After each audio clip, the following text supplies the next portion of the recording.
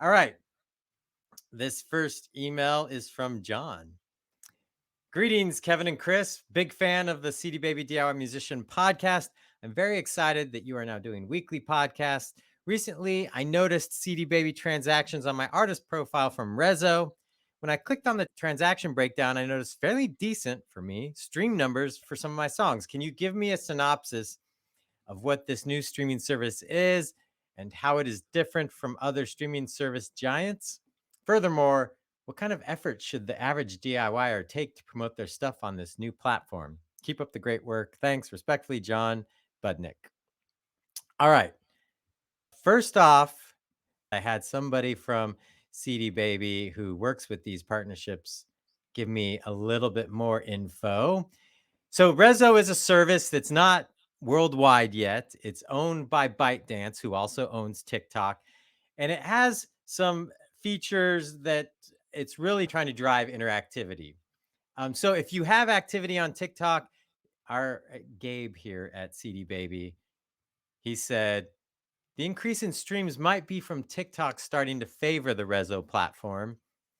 One of our other companies here at CD Baby, Downtown Music Services, they said that they're seeing some of their viral TikTok artists see a significant increase in Resso streams. And Resso is planning on launching in 27 new territories soon. Right now, they're in India, Brazil, and Indonesia. So if you're in that territory, from John's name, I wouldn't assume he's in India or Brazil, but I could be wrong. So if you're doing well on TikTok, there could be a connection there.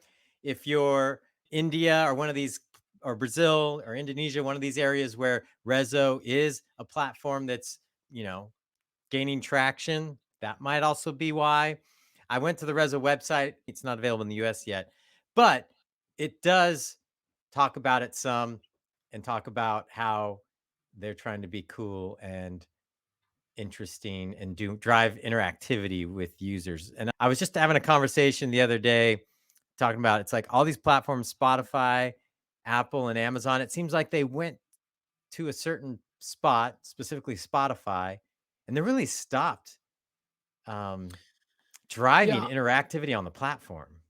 I've never used Resso because, as you said, it's not available here yet. But when we first launched our partnership with them, I remember doing some research, and it seemed like they make it fun for users to share music with each other. There's a sort of social benefit for sharing music in a particular social way on that platform. I was like, oh, that's cool.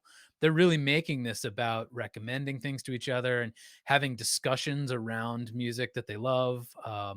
Which, like as you're saying, it seemed like where Spotify could have been headed, but they stopped. Yeah, this is from the Music Ally website, an article they did about Resso. It says the most distinct thing about Resso, TikTok owner ByteDance's 6-month-old music streaming app. I don't know when this article was. This was in December 2019. So they're more than 6 months old now. Is the level of interactivity. This may provide it an edge over local services such as Ghana, which already let you enjoy your music with real time lyrics.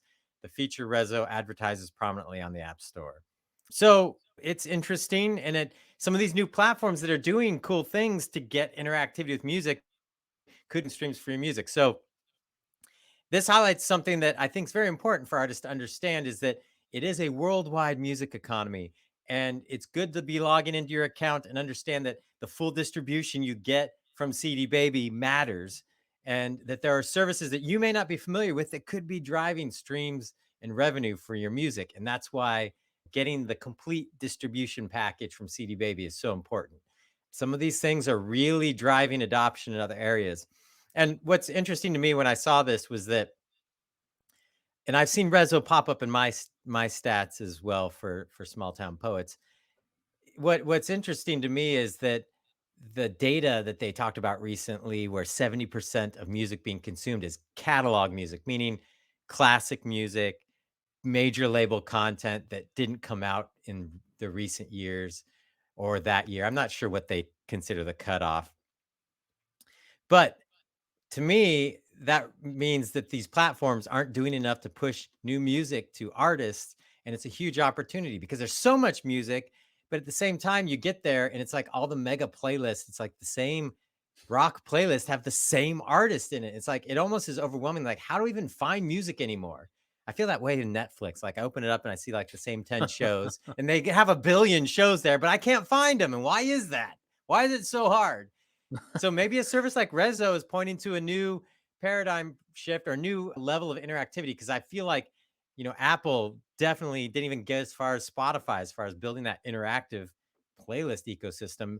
Amazon's making some moves, but it's like nobody feels like they're really taking a bigger risk to change how that works.